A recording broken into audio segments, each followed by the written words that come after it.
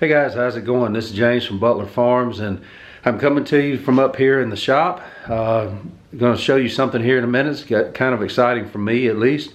It has been a beautiful week here in central Alabama, and everything here is starting to bud out, and some leaves are starting to pop out. And just when you thought that it might be spring weather, you see I'm up here in a hoodie because it is cold. We have had almost a week of 70s, almost 80 degrees, and so a lot of the plants out in the yard have started budding out.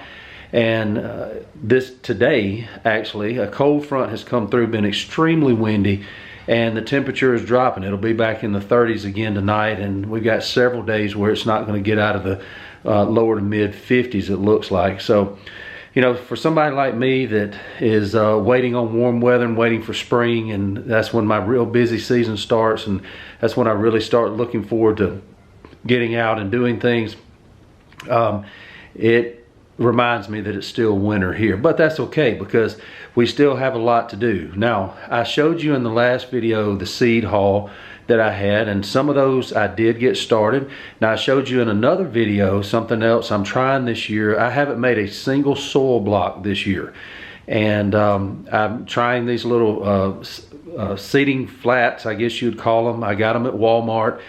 They are to say that they're cheap ones is an understatement, but I was going to use them as an experiment this year and see how they work.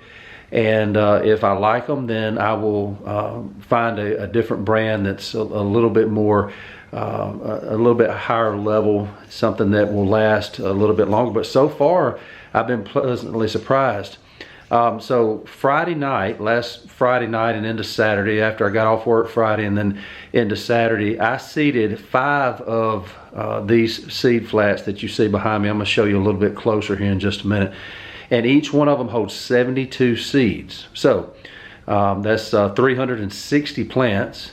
And so that's a lot of plants. And the time that it took me to do it was so much shorter than when I've used seed blocks in the past. So as far as the time that it takes, so far that's a win.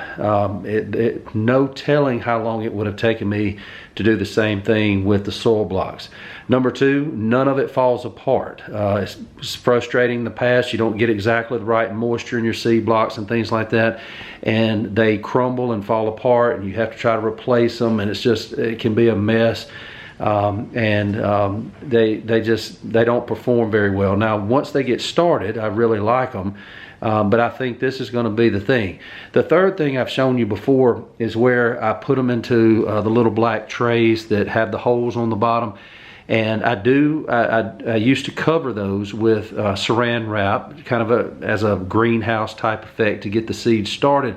But I still had to come out here every couple of days until they got up and I could put them into the bins that I kept water in the bottom of. I would have to come out here with my little sprayer and spray them down and keep them wet, because on those heat mats, it was drying out the soil about every second day. I have not had that problem in here, so I'm getting ready to show you real quick. Let me get you turned around here. I'm sorry about the light over here. I've got a light that's out up above me, but this is just one of them. You can see that I've got one on every shelf, okay, and I have it takes up a lot less space than those big tubs that I've used in the past. You can see the condensation inside. Now, my soil, when I planted these seeds, had a good bit of moisture in it. I have come through one time since then and misted the top. I don't have my little sprayer in here, but you can turn it to where it's nothing but a mist, and I misted it pretty heavy and got the soil really good and damp, and I haven't touched it again since last Friday. So it's been almost a week. I haven't had to add any moisture to it. You can see all the moisture in it. Now, the most exciting thing about it is, and I've never had this happen this quick, I'm gonna just lift the top right here just for a second. I don't know if you see that? There are seedlings everywhere in there, all the way across. You can see them coming, and that's exciting. I've never had germination. I've always had very good germination, but I've never had it this fast. So here in a couple of days, as they continue to pop up, I will remove these covers and I will turn the lights on. It's not time yet. I make sure I get a good stand of little seedlings, because most of the time the light's not on in here. It's just on right now because I'm up here working. But when I'm not here, it's off, and there's only this one little window in my door here, so there's not a lot of light in here, so it stays in the dark most of the time. It stays covered. It's got this greenhouse effect going on.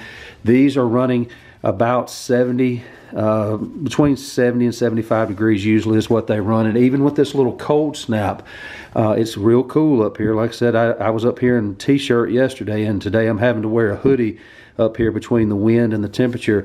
It's just as warm as it can be right there, even in this unheated shop. Now, this little cold snap will slow it down some over the last couple of days. When it's been in the 70s and 80s, it was even warmer up here, and so I'm sure that had something to do with it also. So over the next couple of days, I'm going to keep an eye on these. I don't want to leave them under the domes too long. I am going to, like I said, give them an opportunity for as many of them to come up as I can. To be honest with you, I haven't even looked under this one yet, so let's see what we got here. You can see across there, there's a bunch of little seedlings coming up. I don't know if the camera does it justice or not, but they are coming up everywhere in there. So that's exciting for me. From here, like I said, once I uncover them, I will put them under the grow lights. I have added a timer this year. In the past, once I turned the lights on, with me working full time away from the homestead, they stay on all the time. I just don't have time in the mornings to come up here and turn them off and those kind of things. I'm so rushed during the week. So I've got them on a timer. So when I do take the domes off, I will somewhere between 14 and 16 hours a day, my grow lights up here will run, and they'll shut themselves off because the little young plants, the little seedlings, do need some dark time as well. That's kind of a recovery time for them.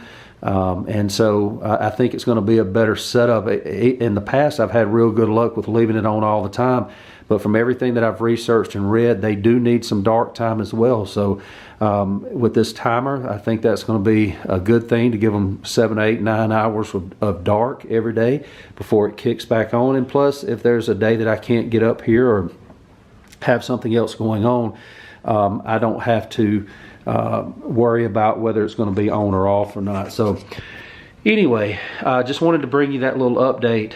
Been busy up here, and just because it's still wintertime, that doesn't mean that it slows down on the homestead. We've got plans. My wife and I last weekend had an opportunity to put out those fruit trees that I showed you in another video. I had already previously set out those blueberry bushes that I got from my dad. They're doing well.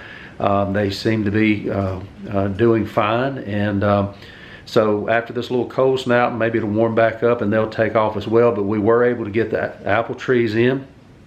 We were able to get the pear trees in, and she is a big fan of flowering dogwoods, and so I found her a couple of those, and so we've placed a few of those around the house. Doesn't have anything to do with a supply of food, but it is a beautiful tree, and will be that way for years to come, and she enjoys it. So we put her several of those out as well.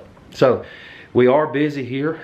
Wintertime and early spring is slow compared to spring, and especially summer when the garden starts coming in and that kind of thing.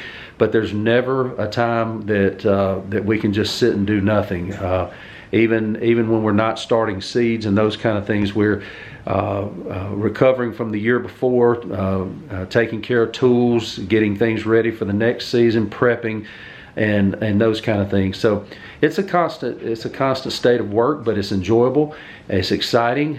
You can see that I've got plants already coming up, and that's good because I am looking forward to moving those over. Now, I'm still planning on one last thing before I let you go. My cups over here that I have cleaned and they're ready to go for this year. Of course, they've got different names on them. I'll have to change that.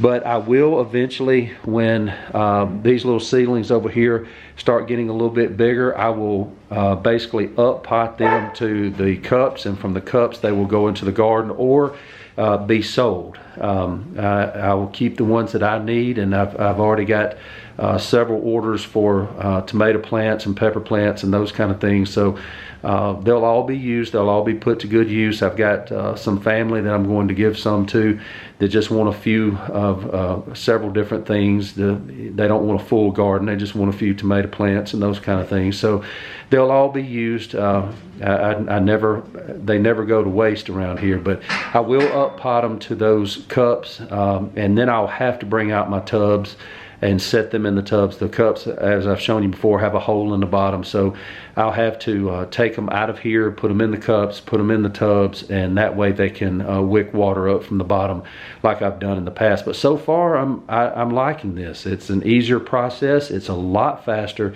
These, even as cheap as it is and as flimsy as it is, these little domes seem to be working. They seem to be keeping it moist and keeping it warm inside, and yeah, it's really taken off. So exciting times here on the homestead. So I'm gonna let you go and get back to work up here.